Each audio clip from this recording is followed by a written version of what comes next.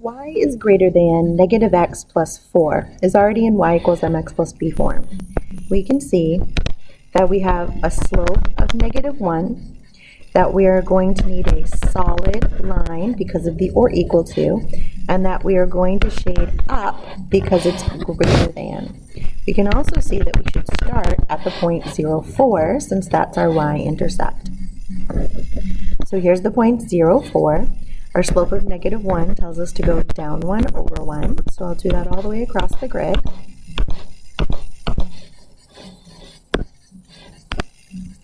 And I'll draw a solid line.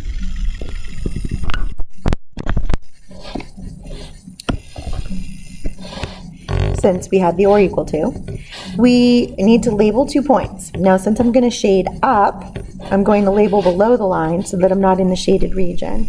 So I'll label the point 0, 4, and then I just need to pick anything else, maybe the point 4, 0. And then I'm going to shade everything above the line within my graphing space. We always want to be careful not to leave any holes in the shading. The next line is y is greater than negative 2, which looks fairly similar to the middle problem right up above in the what to watch notes. But notice this one starts with y instead of with x. So this one's going to be a horizontal line through the point negative 2. Because there's no or equal to, it's going to be dashed. And because it's greater than, we know that we're going to shade up. So I'm making a dashed line. And I'm going to shade everything above that line.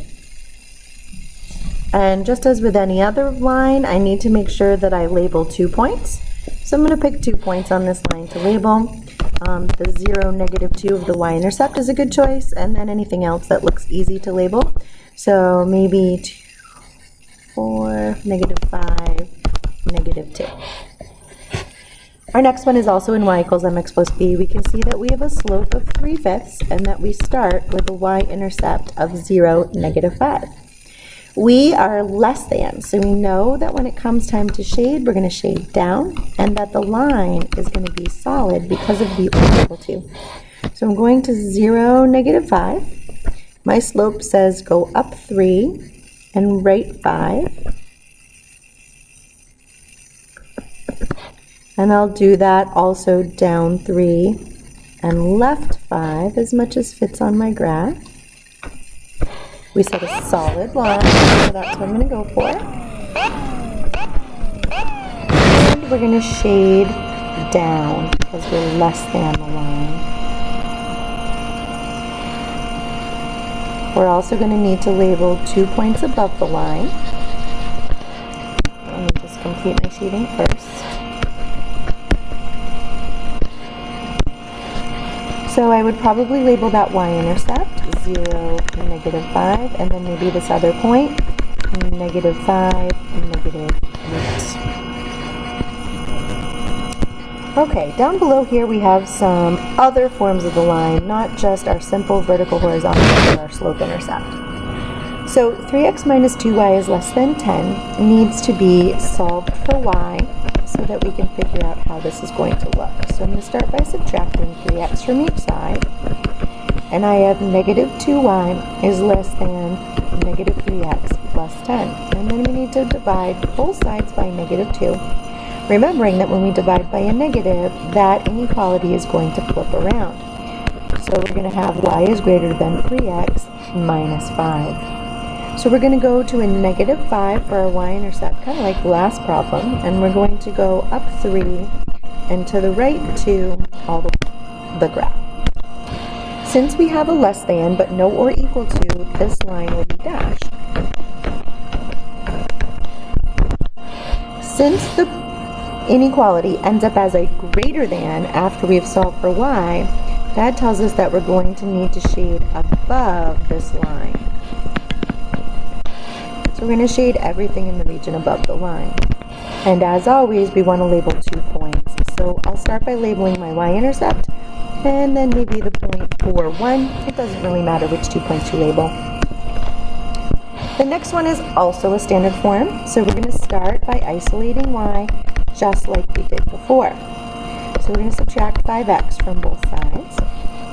So we have negative 3y is less than or equal to negative 5x minus 15. Dividing both sides by negative 3, once again, we see we're dividing by a negative, so we need to flip our inequality. We have y equals 5/3 x plus 5. So we're going to go to a y-intercept of positive 5, and our slope says to go up 5 and to the right 3 all the way across the graph. And we can also go down 5 and to the left 3 all the way across the graph. Since we've got the or equal to, this time we get a solid line. When we look at where it's solved for y, we see that it's a greater than, so that means we need to shade up. Everything above the line gets shaded.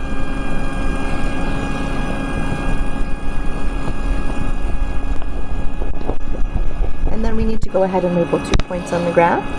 We started with 0, 5, so that might be an easy one to pick, and then maybe 3, 10.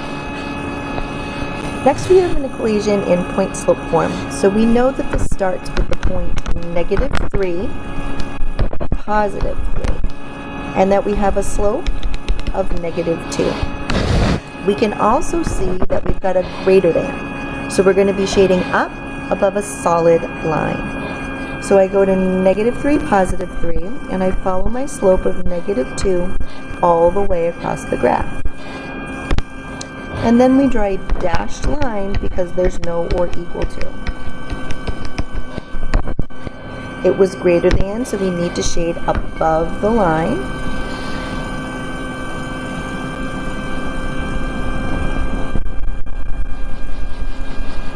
And then we're going to go ahead and label 2 points. Probably makes sense to start with the point that we already know, that point negative 3, 3. But then you can pick anything else you want. The 0, negative 3 for the y-intercept is pretty easy to identify, so I labeled that one.